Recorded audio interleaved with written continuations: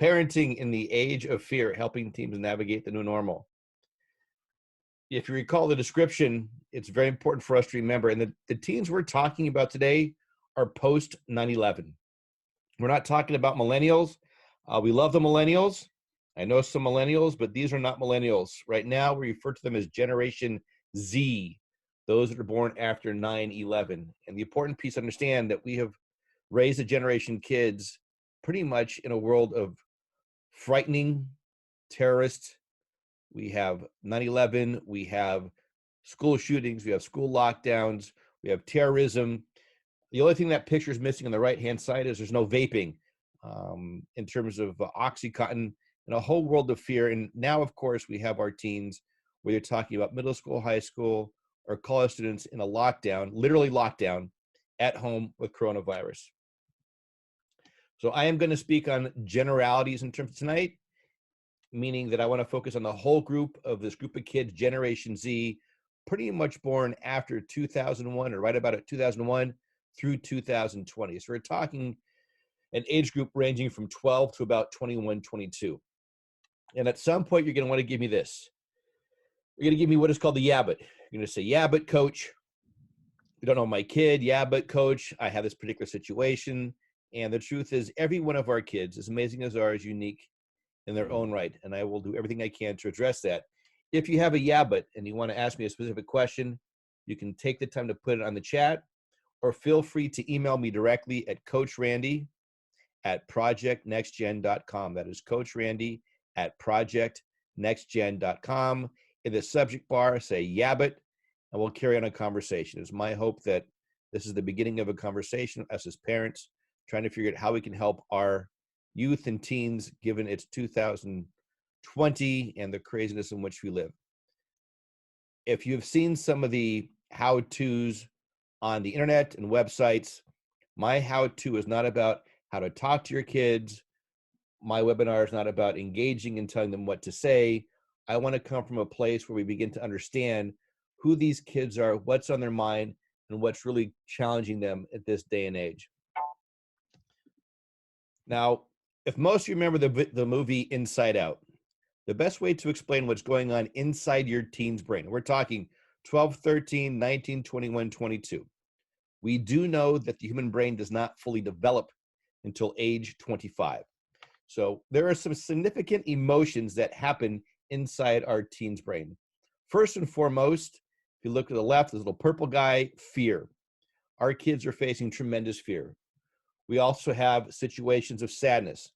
Many of our kids have significant sadness and depression. We have joy there in the middle, and I'll get back to joy, but joy is something we all want our kids to have. Our goal often is we just want our kids to be happy. Next to joy, you have disgust, and then, of course, the last one we have is anger. It is very likely if you have a teenager, the most tapped in emotion our teenager has is anger. As a matter of fact, what I love is seeing just how anger goes off in the movie. I like to call that the 212 degree message, meaning water boils at 212 degrees, and many of our teams, middle school, high school, and college, kind of simmer right around 210, which means at any moment you say something wrong, you say something incorrect, whatever, and they completely explode. Now, if you also notice how those 5 emotions, there's only one that is positive, and that is joy. And if you recall in the movie, joy is constantly doing everything that joy can to minimize all the other emotions. The truth is our teens are faced with significant amounts of fear, significant elements of sadness. They are disgusted by certain things going on, and certainly anger. But we often focus on joy, and all the other emotions are not necessarily being as significant or relevant. And we learn in the movie that without those other emotions, joy cannot exist. So part of what happens as a parent is we have a hard time embracing, look at that guy out there, he's just blowing his head, is dealing with anger. So our agenda for the next half hour or so is talking about the layers of fear that we face as parents, what parents say, parenting from a place of fear, some skills and tools. I believe it is my responsibility to provide you some skills and tools. And if given some time, we'll do some question and answers. Again, any questions you have, you can send directly to Coach Randy at Project NextGen, or simply put in the chat bar, and I'll make sure I hear from it. Jessa, my amazing wife, is on the call. I'll make sure I get a chance to answer some of those questions if and long as we have time. So here's our layers of fear of parents. And I'm sure many of you resonate if you're a parent. I have four children. My oldest is 25. I have a son that is 22. I have a daughter that is 14 and a daughter that is 11. And I will tell you, as a parent, I have not felt more vulnerable as a parent in terms of the potential harm that might happen to my kids. And this is some of the stuff that I know that we experience as parents. We have the situation of right now we're concerned over money. Do we have money? Some of you might have been laid off. Money's not coming in. Our jobs are being impacted. I know that I am certainly what I do for a living. I've lost out on thousands of dollars. I'm concerned about health. I am now, I think, into day 13 of my quarantine. I'm very concerned about my health. I get a cough. Am I choking? Is it coronavirus? Am I just in my head? I'm concerned for my kids and my wife. I know that many of us as parents are now juggling more balls than we ever did. We were all at home, not just being parents, we're also being employees. We are sons and daughters, we're aunts and uncles. We are now cleaning our houses. We are now waking up with bedheads. We are doing things and juggling things around, trying to lay the positive part. We have to focus on past due bills. Many of us are very concerned that what happens if we're not going to be able to pay our bills. And frankly, as a parent, there's nothing more scary looking at your checkbook knowing that you don't have enough money in order to pay your bills. And most importantly, the biggest layer of fear we have is a sense of feeling like we're all out of control. We're going to talk more about this element of control a little bit, but as a parent, there's nothing worse than knowing that we are doing everything we can, but even though we might not be able to control the well-being and health of our own children, and that is frightening. Now let's put on the mindset of a teenager. As a teenager, here are the things that are layers of fear for your teens. They feel helpless. They want to be the friends. Their dreams are being changed. Dreams are not being dealt with. They have something called FOMO. Yes, folks, if you are new to the game, there is something called FOMO. And this was a big thing prior to our coronavirus quarantine. FOMO stands for fear of missing out. And this fear was very real prior to coronavirus. Now that we're locked up in home, it's very much, they fear a lack of contact with close ones. And they too are very much afraid of feeling like they're out of control. No one likes to believe that we are feeling out of control. Here are some things that are happening in terms of what parents say.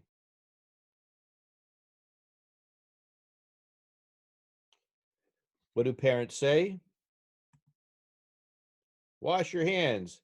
Stay inside. This will be over soon because I said so. Get off your phone. It's very contagious. Does that sound familiar? Here's what our teens hear when we say this.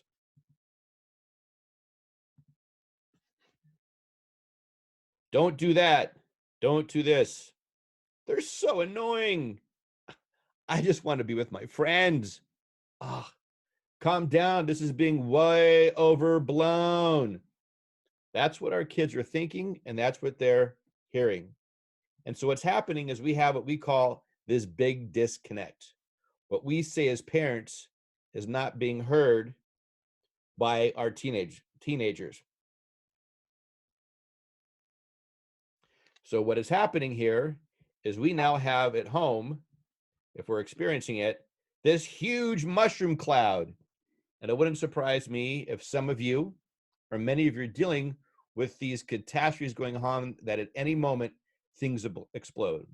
Now, mind you, many teens often simmer at 210 degrees.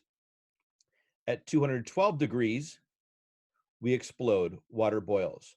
Now, I will tell you, teens are very good at blowing over and losing off steam. However, when water boils, it creates steam, and steam can transport locomotives. And the idea is to understand why our kids are so angry, why are they so fearful, and all those other pieces that allow them to disconnect from what we want them to understand and we as parents. So right now, most parents, and even in good times, we parent from fear. Now, we know that the word fear from Zig Ziglar stands for false evidence appearing real. However, as we parent from fear, our biggest fear is that we are all afraid that our kids will somehow get sick. And just earlier today, I have learned a very dear friend of mine, old client, and I'm going to give him a shout out just because I was really floored when I saw his name is Jason Hartelius, who is in the hospital. Posted on Facebook that he's coming home today. He's been home. He's been in the hospital for 3 days, and it floored me to see him. So our biggest fear is that we will get sick, our loved ones will get sick, and most importantly, our young children will get sick. And there's nothing worse for a parent, at least for me as a parent, than knowing that if my child gets sick, there's literally nothing I can do to take that pain and anguish away. That is the biggest fear. Some of the other fears we have right now from parenting are these particular three. We're afraid we're going to make a mistake. We're afraid that somehow our kids are going to fail over this. Or the biggest fear that we all have is this fear of the unknown. And so we constantly parent from this mindset. We're afraid to make a mistake. We're afraid we're going to fail. We're afraid of the unknown. We're afraid we're going to get sick. And so we sometimes overcompensate because fear seems to control us. And so we created something called a command and control process to try to control that fear. Command and control is somewhat successful when your kid is 2 years old and they're toddling about. They give you a little bit of a tantrum. We can pick them up, put them in a room, and tell them to relax. In this regard, a command and control process with teens is often very unsuccessful. Most parents believe that if they can control their teen's life, whether it's through their electronics, whether it's through punishment, you will discover that it is less successful because kids learn that you're not going to stop supporting them on Maslow's hierarchy of needs. You're going to continue to provide a house, food, clothing, and this whole idea about control does not allow you to address the real major concerns that most parents have with their teens. So I want to talk about two types of motivation. Command and control is something known as extrinsic motivation. We use command and control to try to motivate our kids. We do it through punishment, we do it through grounding, and in this situation, as kids are home, we do it primarily through the threat of their electronics. I'm going to tell you that that is a fear-based parenting approach, and I'm hoping that you'll remain open to some positive ideas that I have that might help us in becoming better parents in some very, very dark times for our teenagers. First things first, we have something here called social distancing. I'm also a sociology professor and have spent a lot of time, in particular with my students, with this concept of social distancing. And we keep hearing it over and over again. However, it is very much a mixed message. The primary focus of our kids and our teens, in particular 12 to 19, 20-year-olds, is very much social media. And as we continue to talk about social distancing, we create added problems and added dilemmas. So here's what teens want. Our teens want our iPads, their cell phones, their Xboxes, and their laptops. That's what they want. And frankly, given the generation, this is what they need. This is what they need to connect with their friends. But we see this, most of us who are much older come from a previous generation. Yes, we've become that generation that now says, look at kids today. They're softer, they have everything, they got trophies for just showing up. That's not their fault. I grew up with a father and a grandfather who said he walked up 15, 20 flights of stairs carrying a bunch of ice, those kind of things. But the truth is, our teens want their electronics. What we really mean, we're not talking about social distancing. What we really mean is that we want people to spread apart. It has nothing with social and everything to do with physical. We have to help our kids understand that we're talking about physical distancing and not social distancing. They are not the same. We can still maintain social connections by still being physically distant. And our children have been raised and live in an environment where with technology, at least they have a chance to connect with their friends. And yes, As a teenager, the most important people in their life are their friends. Parents, I'm sorry, it's hard to accept. It's hard to adjust. Yes, they love us. Yes, they care. But the most important people in their lives are their friends. And right now, we're talking about physical distancing, and we have to support them in the social distancing. So here's the breakdown of teens that I want to talk about, because I'd imagine we have many parents at different kinds of backgrounds here on our webinar. Is first of all, we have middle school kids. As of right now, and I say this in all realistic perspective, is our middle school kids now realize the value of school. They are home now. Our kids used to complain about, I hate school. I don't want to go to school. If I could only get out of school, it'd be so much better. But guess what? They now realize the value of school, not so much for the academics, but for the informal, interpersonal, social components of what school brings. And they're also afraid, because of their mindset, and they are still younger, that somehow life will never be the same. We as adults know that life will change, life will return to some semblance of normalcy, but to them, the future is frightening because it'll never be the same. The next group of students are high school students. We have now interfered with the most important time of their life, their personal life. They would rather be with their friends. They're trying to figure out what matters most. We have taught them that the blueprint of life is that you study hard, get good grades, and get accepted into a good college. And right now, as they're in high school, their formative years of figuring out who they are, what they stand for, has completely changed. And if you've grown up in an environment where you have lockdowns and school shootings and now coronavirus, there's nothing more frightening in terms of the fear-based life, in terms of what our high school students are living, and knowing that what is going to happen in the future. And right now, all I care about are my friends. The next are our college students. And frankly, for some of our college students, many, and I have many clients that are in college, they have spent their high school years, because once you get through high school, the next goal is to get to college. And for some, they just spent their first year in college. And they've tasted that element of independence. They tasted what it's like to kind of further spread your wings and become the kind of individual you want. And now they're forced home. And guess what? They are angry. They are upset. They are frustrated. It is not fair. They played the game. They played by the rules. And this is not part of the plan. And they are home now looking for someone, something to blame. And guess who it is? It's going to be the parents. And the hard part is because they received so much independence, and frankly, sometimes the kid in college, ignorance is bliss, sometimes knowing not where they're going, but now they're back to some kind of curfew, being watched over, being looked at, and it is completely against every thought they ever had in terms of what it meant to get to college. And the fear is that they might not necessarily have the college experience they always dreamed of. So here are some things that we've discovered, in particular my own research and work, on what we think, or what I think teens really need.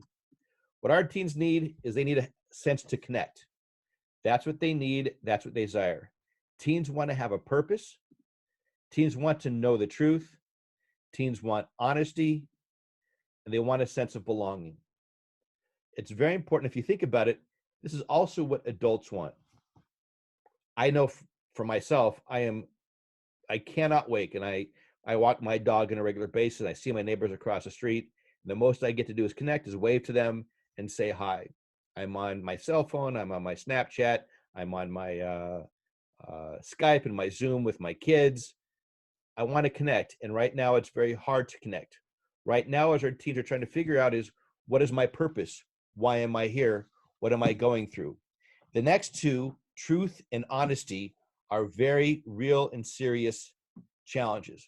We as parents somehow think that if we don't tell them, or we somehow want to spare them their feelings and fear, that we're going to make them better.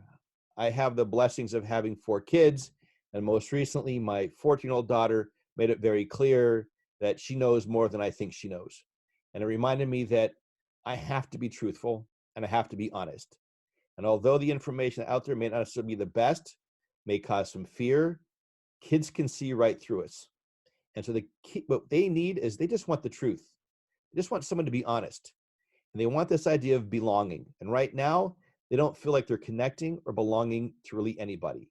Yes, they have their friends on their cell phones, their chat groups, But the only thing that makes a difference is that they're home and they have no sense of identity of who they are and where they're going. And just like any adult, the three questions going through their mind is, who am I, where am I going, and how am I going to get there? So let's talk about love. I've talked about some of the fear-based. In all honesty, all of us are going through what we're going through because when it comes to our kids, we love them. We love them like crazy. And because we love them like crazy, we often do things that make us crazy. And I am openly admittedly that I am one crazy parent. And I'm openly admit it because I have 4 kids. I have 25, 23, 14, and 11. And I love each of them as much as the other. I refer to my oldest daughter as my oldest. I have my son, I have my youngest, and I have a new name for my third born, and we call her the moldest. She's the middle oldest. And I cannot express the amount of love I have for each of them. And so what I do, and I encourage all parents to do in this time, is to focus on our parenting and parenting skills, not on fear, but on love. What I'd like for you to do is take a quick moment, and if you would in that chat bar next to you, is type down what are your top 3 goals that you have for your kids. What are your top 3 goals? Take a quick moment and just type down real quick in that chat bar, what are your top 3 goals that we have for our kids? I'm going to give you a second.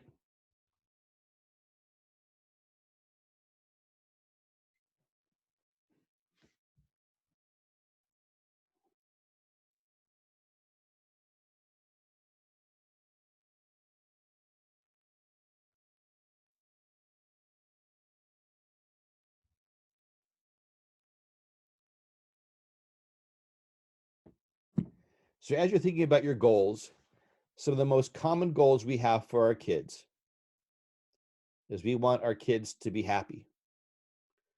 We want our kids to be healthy. We want our kids to be successful. And there might be some other goals in terms of self-confident, be able to persevere, bounce back. But if you're like a majority of parents, the number one goal is we want to have healthy kids. And I run a podcast, which I'll give a shout out because I can, called Bad to the Dad. We are on all the different podcast downloads, Apple, Spotify, and we run it every Sunday called Bad to the Dad. And I had the pleasure of meeting a dad whose daughter had leukemia. And there's nothing more vulnerable when our kids are not healthy. And so health is the most important thing. 2, of course, is this element of happiness. And happiness can be defined in many things. And I'd imagine if you asked your kid what makes them most happy, they will tell you, when I'm on my cell phone, Snapchatting, Instagramming with my friends, and they're happy. This element of success is often a little confusing because what is the definition of success? And so I see many of you wrote down in the chat, respect, self-respect, wellness, happiness, kindness, empathy, be healthy, self-motivation. Those are all extremely important goals. And those are things we want for our kids. And we want to make sure, and so now we're trying to figure out how do we go about them and our goal to help them achieve what we want. So thank you for taking time to throw some thought outs on this on the chat bar. So before I talked about extrinsic motivation, extrinsic is this punishment focused, intrinsic is coming from a whole different place. This is called parenting from love. And I have a few skills I want to throw out there in terms of how do you parent from love using intrinsic motivation. It's about curiosity, it's about interest, it's about internal components that help our kids stay motivated. So first things first, here's a very important skill and tool that I want each of you to learn as a parent. I learned it many years ago when I was going through coach training. It's called acknowledge and validate. If your teenager says that they are angry, they are allowed to be angry. What we don't like is we like to try to mask and hide their feelings. If they say they're sad, we want to make sure, but why? You need to be happy. We need to allow our kids to feel sad. We need to allow our kids to feel happy. We need to allow our kids to be angry. But the most important thing is to acknowledge and validate their feelings. If they are afraid, do not dismiss them and say, oh, there's nothing to be afraid of. Let them know that it's okay to be afraid. There's a lot of stuff going on in the world in which we live, and it makes sense to be afraid. Let them know that you're actually listening to their needs and what they are feeling. Acknowledge and validate. Number 2, I call this planting seeds. We as parents have to do a good job of planting seeds, meaning as kids are now home, they want to figure out how to do their schoolwork. So if you've become like many other parents, their tutor, their teacher, their guidance counselor, and heck, even their nurse, they're going to do whatever they can to get you to help them do their work. And as much as you can do it for them, because it's better that you just do it because they're driving you crazy, I want you to think about planting seeds, meaning I have no doubt you have the skill set and ability to figure this out. Why don't you take a few minutes, go into your room, think about it, and see what you can come up with before I help you figure it out. The idea is plant seeds. Something else, now that we're home, is we want to come from a place of values. And so one of the biggest things for me is I love it when my kids make their bed. It's a sense of responsibility, and I appreciate that. So I have planted seeds in my kids, which tell them I have no doubt at some point you're going to be able to make your bed. I plant the seeds, and I continue to remind them day after day until finally they start making their bed. And as they do so, I then acknowledge and validate, and I catch them doing positive. Another skill, as you talk, ask open-ended questions and listen. Open-ended questions begins with what, how, not is or do. We want to get them talking in their own world and then listen. Listen to what they have to say. How are things going? What is going on? Which is which? Not, the best thing is, do your best is not to ask why questions. Why often makes people feel defensive, in particular our teens. So ask open questions and listen. Don't should on your kids. People, stop shoulding on them. Yes, I said should. We as parents love to be the expert in our teen's life, which means you should, have you said this recently? You should go read a book. You should shower. You should clean your room. You should do your homework. Should. That makes you the expert in their lives. You want to empower our teens, and the more you should on them, the more they push back. So don't should on them. Next thing is be honest. If you want to have what is reasonable timeframes in terms of electronics, there's nothing wrong. However, what happens is sometimes we as parents believe that we need to set up a time that's better for us than for them. Let me remind you that the electronics our kids have are their lifeline to their life. They are a connection to their friends, and if we use them as tools, as punishments, we take away their lifeline and support of who they are and what they stand for. So what you can do is be reasonable. You can be concerned as any parent over the amount of screen time.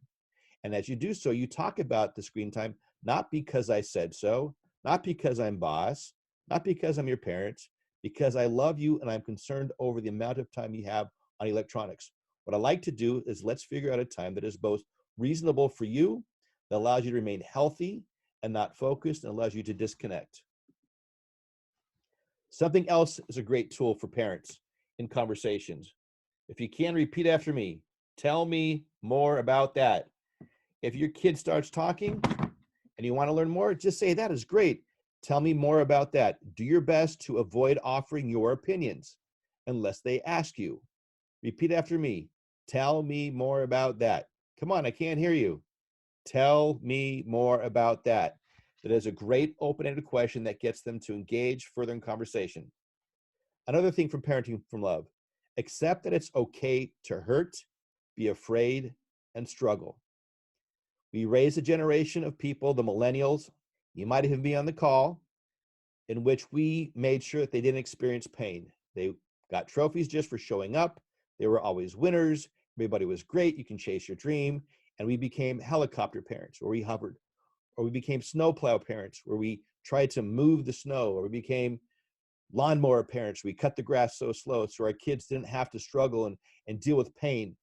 We denied those kids an opportunity to learn how to overcome adversity. We're during a time which gives us a great opportunity as parents and families to teach our kids that we can get through anything. And it's okay to acknowledge and validate that you're hurt, that you're afraid, and it's a difficult time. It absolutely is. But let me tell you about who we are and what we stand for and how we're going to come together and get over this. There's no better time to teach our kids about perseverance, one of the most important life lessons, than right now. And most importantly, reinforce your love and understand what is in your control. The truth is, parents, there is so much that is not in our control. The coronavirus, not in our control. Politicians, not in our control. Weather, not in our control. Losing business, not in our control. Having to stand in line at a grocery store with a fear of getting coronavirus, not in our control. There is so much that is not in our control. We need to learn how to understand how to remove that pressure of controlling everything. There's only really two things in our control: our effort and our attitude, which is no different than your teens. And what our teens are most afraid of and most get upset about are all the things they're not in their control. And they're going to come after you hard, folks. If you're just at the beginning of this, whether your kid's in middle school, high school, or come home from college, they're going to get more frustrated and more angry and more frightened. And the whole idea is helping you understand that there is so much that is out of their control. It is literally frightening. We need to have the strength to remind us that what matters most is A, that we have love. Most of us have food. If you don't need food, if you need food or home or shelter, you get sick. I have discovered the compassion and kindness of so many people, the random acts of kindness. And remember, what is in our control? Speaking more, let's talk to your teens' lifeline to connecting, because this is what it's really about for them. This is about control. Your kids and our teens are not in control, and they're constantly fighting and pushing back. And one thing we have to think about is this concept of negotiation. We have a chance to teach our kids a valuable life lesson of negotiation skills. And if you say, I told you so, or because I said so, you deny them a chance to give them a reasonable explanation as to why.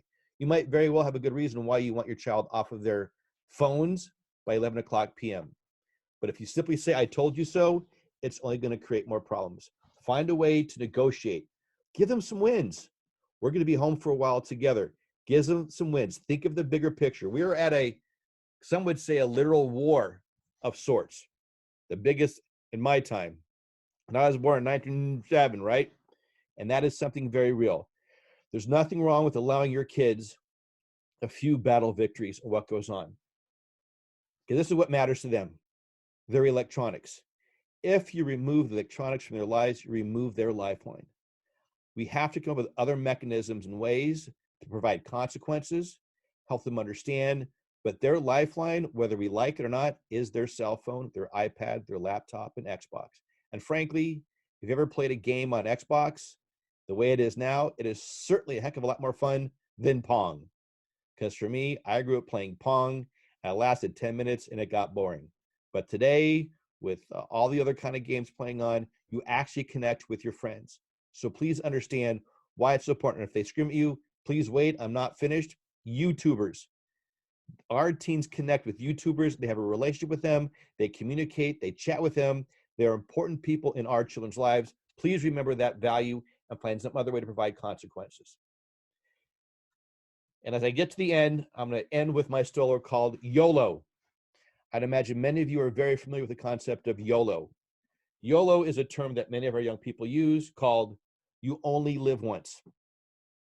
That is actually not a truthful story. We live every day.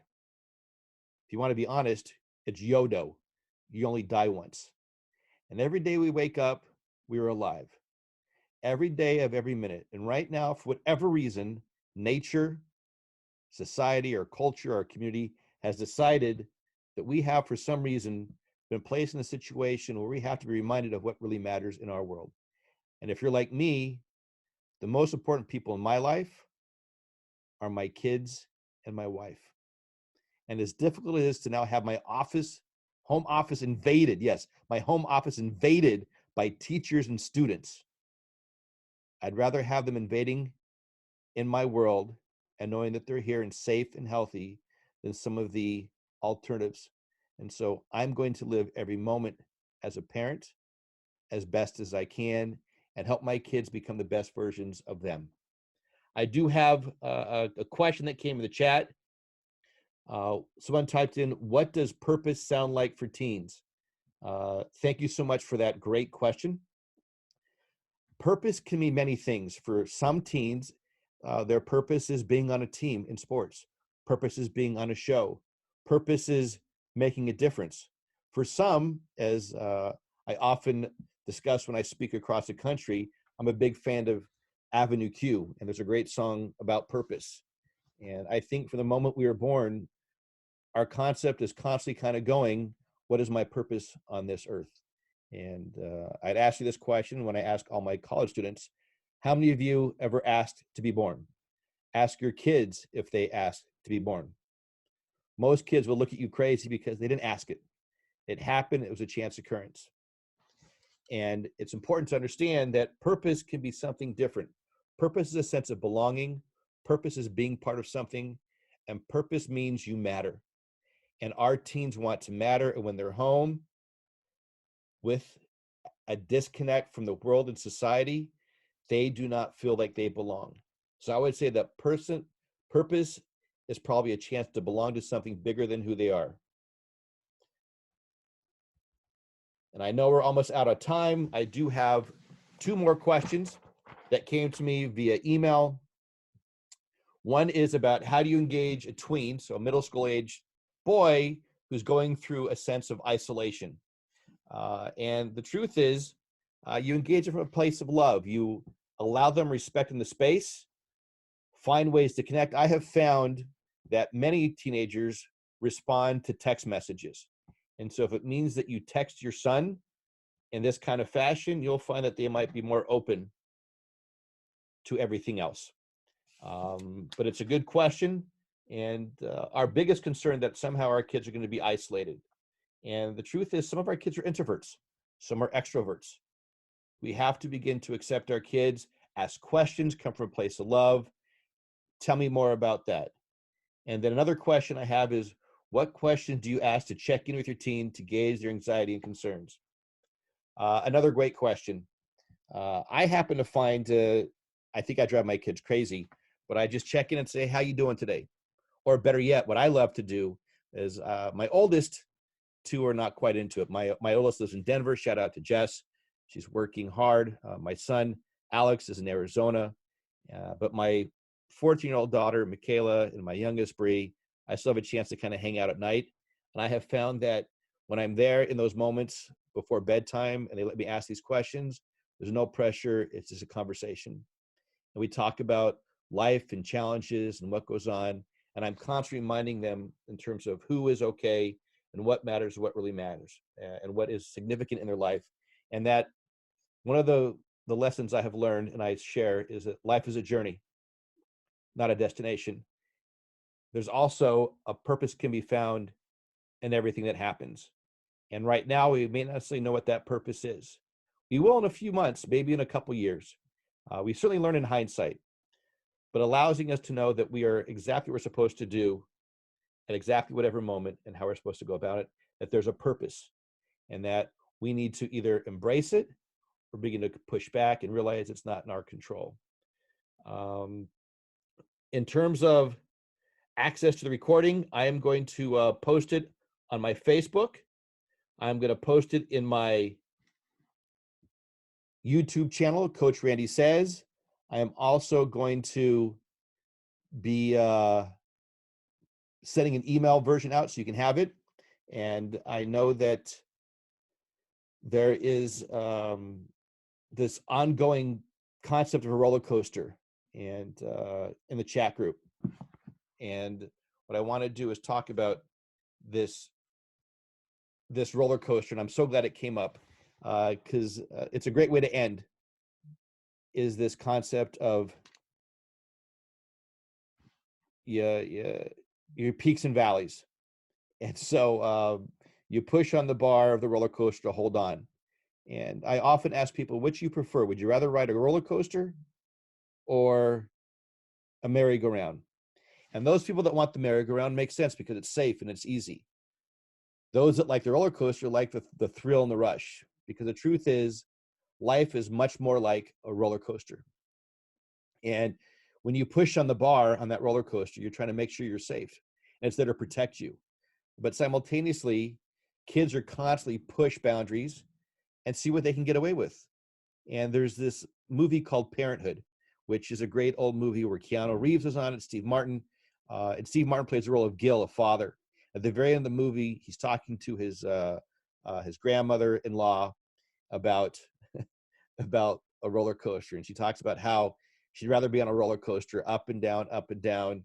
And then, of course, he goes and watches his son in the play performance, and it's a huge catastrophe. And we are on a roller coaster, and our kids are going to push us. It's the first time probably in our entire life since they were literally infants that we were at home on a regular basis with them. And they really do depend on us. And the analogy of the roller coaster is so great. It is a ride. And yes, you got to check it safe. And they're going to push you to make it safe. But you have to bounce back and let them know that life is good. We're going to be okay. And most importantly, no matter what, we're going to get through the most challenging parts. And as we do, we'll become out bigger, better, and stronger. So again, my name is Coach Randy. You can reach me at www.coachrandysays.com or www.projectnextgen.com. You can check out my podcast with my co-host, Adam D., at Bad to the Dad. And most importantly, if you'd like to reach me directly, you can contact me at Coach Randy at Project Next Gen. Again, that's Coach Randy at Project Next Gen. Has my number, my Twitter handle. I am going to be offering Thursday evenings. We're going to connect. I see that we had many participants. I can see a lot of chats. There's so much more for us to talk to. So I'm going to continue these particular gatherings. The next time we will be a little more focused. We'll do some interactive activities, and know that we are all parents doing the best we can.